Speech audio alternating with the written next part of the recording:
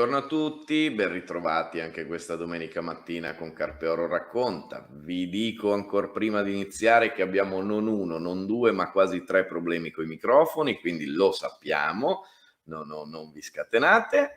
Detto questo, fatta questa doverosa premessa, accogliamo il protagonista. Ciao Gianfranco, come stai? Ciao a tutti, buona domenica. Oh, ti sentiamo forte e squillante, molto molto bene. E come da buona tradizione dell'anno passato, riaccogliamo e ridiamo il benvenuto anche a Serena Pattaro. Ciao Serena, come stai? Ciao Marco, ciao Gianfranco, ciao ovviamente a tutti gli ascoltatori, sto molto bene e grazie per avermi voluta anche quest'anno qua con voi. Diciamo se sei in prova, adesso vediamo, finito Sono il in prova. tirocinio, adesso sei a tempo determinato, vediamo, è un cocopro, vediamo se... No, scherzo, ovviamente. Bando agli indugi, io vi lascerei fra voi e deliziateci. Io ritorno dopo. Tu ritorni dopo, te ne vai, ci abbandoni così Sì, me subito. ne vado, non voglio occupare spazi inopportuni. Andate Beh. pure.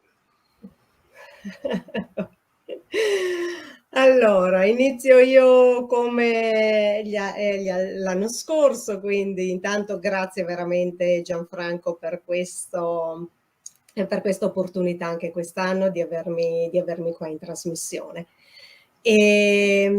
Io quest'anno volevo improntare un po' i miei interventi sulle parole, quindi sul significato e quello che possiamo poi ricavare da queste parole.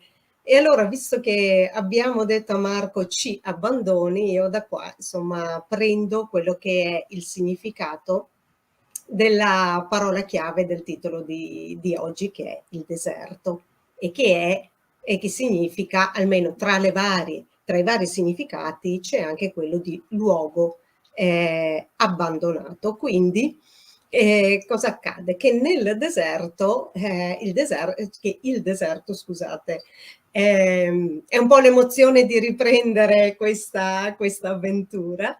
E il deserto diviene anche un luogo di confronto, è un luogo di un passaggio iniziatico che è basato su 3 presupposti: quello della desolazione, quello della solitudine e quello anche della calma, che però assumono due valori diversi a seconda di come è il percepito individuale di questo percorso, cioè può essere vissuto sia come un senso di sterilità e di aridità, ma può essere vissuto anche come lo sviluppo della forza interiore. Che cosa accade in questo caso? Che questa forza spinge a cercare in se stessi le risorse necessarie, confrontandosi proprio con il proprio interiore. E quindi il deserto diviene il luogo per abbandonarsi e combattere quello che io definisco i propri demoni, cioè riprendendo un po' la frase di Gandalf quando cade nelle miniere di Moria e poi ritorna, che quando gli dicono dove sei stato, lui dice sono stato a combattere i miei demoni. Quindi la parola abbandono, anche secondo alcuni studiosi, deriva tra le altre anche da parole che significano ritornare in possesso. E quindi in possesso di cosa in questo senso? In possesso di se stessi, inteso come però integrità individuale. E quindi cosa accade? Che il deserto ci permette di riscoprire chi siamo. Un altro parallelismo, insomma, che mi è venuto in mente con questa parola è il versetto di Matteo 1,3, cioè voce di uno che grida nel deserto, e poi continua con preparate la strada del Signore, raddrizzate i suoi sentieri. E quindi cos'è la voce di uno che grida nel deserto? È il messaggio di una persona che difficilmente sarà accolto dalle persone che non si sono abbandonate a se stesse, quindi che non sono ritornate in possesso di se stessi. Quindi pochi comprendono questo messaggio e ancor meno lo fanno proprio, che è quel numero di persone però che viene definito come quell'1 che sposta il 99. Cioè, cosa significa? Sono quelle persone che mettono in pratica, che comprendono appunto e poi riescono ad essere di esempio, quindi influenzare anche le altre persone con le proprie esperienze. E quindi voce di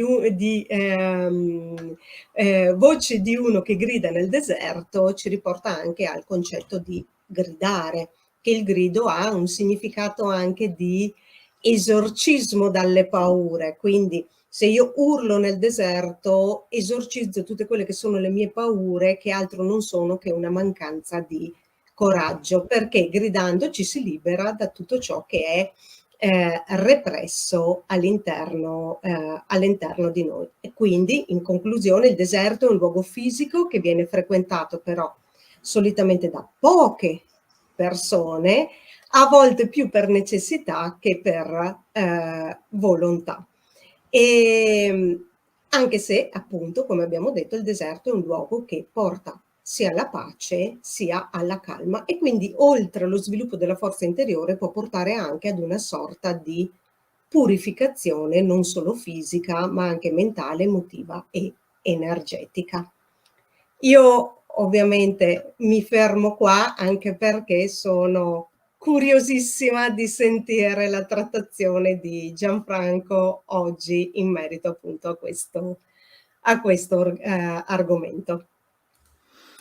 Ottimo, Serena. Direi che abbiamo iniziato alla grande e secondo me andremo poi sempre crescendo, come dicevi tu. Siamo curiosi. Gianfranco, a questo punto a te e salutiamo Serena e diamo appuntamento a settimana prossima. Ciao Serena. Preliminarmente ti ricorderei, ciao Serena. Ciao a tutti, buona domenica. Ti ricorderei